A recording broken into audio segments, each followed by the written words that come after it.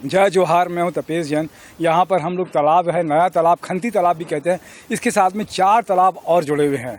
मेरे साथ में कैलाश मुरारका है। सामाजिक जीवन में, राजनीतिक जीवन में एक बड़ा नाम है, सुर्खियों में रहे हैं कैलाश मुरारका। कभी याद किया होगा तो सिडी कांड के में बड़ा नाम आया था आपका। लेकिन एक सोच भी रखते हैं, सामाजिक सोच भी रखते हैं।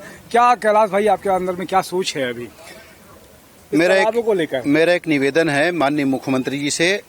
एक बहुत बड़ा खंती तालाब जो बोलते हैं, यहाँ हम खड़े हैं, कम से कम ये 30-40 एकड़ का होगा। इसी के बगल में एक कारी तालाब है, वो भी 25-30 एकड़ का है। उसके बाद 2 और समता कॉलोनी से लगते हुए आमापारा तालाब और एक और तालाब, उन चारों हांडी तालाब, हाँ हांडी तालाब। अगर उन चारों को मिला दिया जाए तो निश्चित रूप से एक बूढ़ा तालाब से बड़ा तालाब बनेगा और एक उपलब्धि कहलाएगी। कहीं न कहीं ये आधा तालाब पटा हुआ है। अगर आने वाले टाइम में इनको पूरी खुदाई कर दिया जाए और चारों तालाब को मिला दिया जाए, सौंदर्यीकरण किया जाए, तो आने वाले टाइम में रायपुर की एक उपलब्धि होगी और ये शहर के हृदय स्थल में बसा हुआ है। मेरा निवेदन है पार्षद से, विधायक से, माननीय मुख्यमंत्री जी से इस ओर ध्यान दिया जाए। इसके लिए कोई आपने लिखा पढ़ी भी की है कि सिर्फ बयानबाजी तक ही मामला है? लिखा पढ़ी करने से कोई फायदा नहीं है। जनप्रतिनिधि को जिस दिन समझ आ जाएगा उस दिन ये तालाब अपने आप मूर्त रूप में आ जाएगा। लेकिन कहीं लगता है कि एक ज्ञापन देके उनका ध्यान आकर्षित किया जाए। निश्चित रूप में मैं विधायक जी को भी बोला हूँ, विकास उपाध्याय जी को, क्षेत्र के रितेश त्रिपाठी जो पार्षद हैं उनको भी समय समय पर बताता रहूं और वो बोलते भी हैं।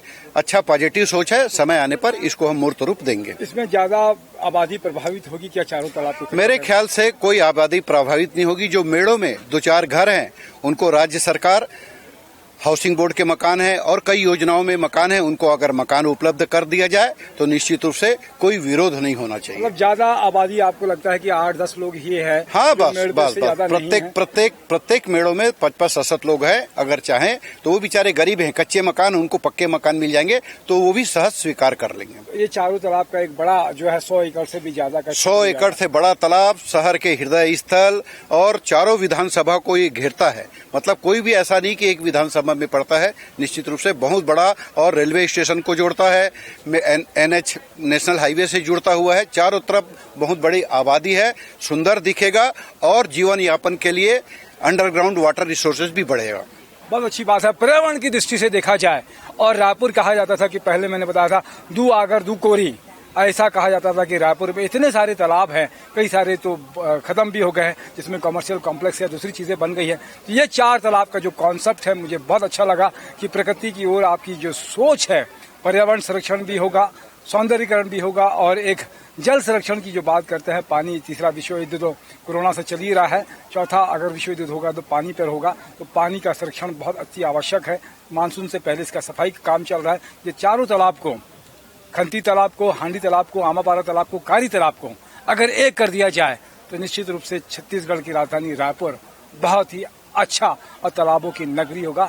कैलाश भाई, आपके इस विचार को अच्छा विचार है, इसके लिए मैं साधुवाद देता हूं। मेरे साथ में दिनेश साहू जी भी है। जय जोहार, जय छत्तीसगढ़। धन्यवाद। बहुत